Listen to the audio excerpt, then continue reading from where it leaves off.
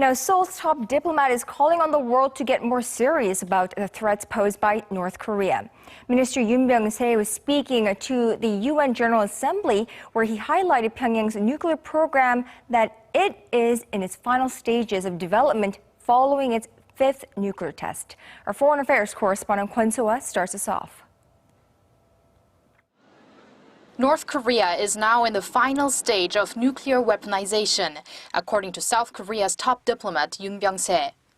In his keynote speech to the UN General Assembly Thursday, Minister Yun said the North's 2 nuclear and 22 missile tests this year alone show the regime's weapons program has neared a tipping point.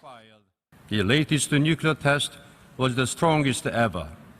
The test interval was also significantly reduced, from average 3 years to 8 months. Its next nuclear provocations may come even sooner than we expect.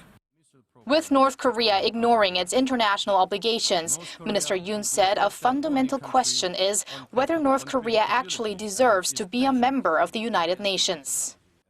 I believe it's high time to seriously reconsider whether North Korea is qualified as a peace-loving UN member, as many countries are already questioning.